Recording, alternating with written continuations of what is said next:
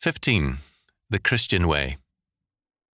We sometimes forget what a radical change in every area of life and thought was made by Christianity.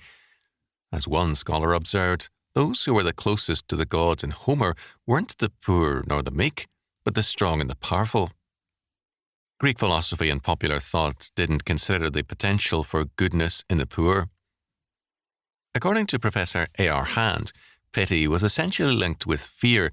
It was something felt by the weak. Giving to another person took place only when one knew that the other person would in due time reciprocate.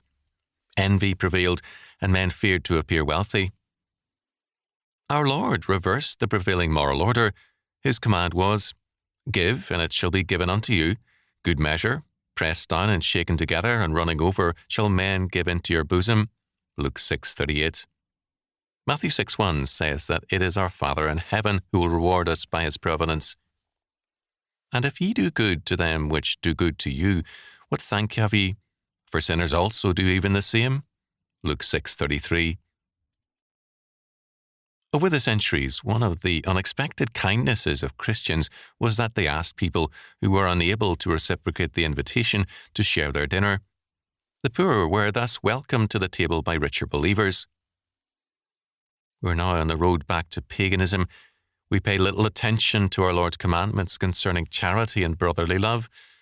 As a result, we have made ourselves comfortable, but poor in grace.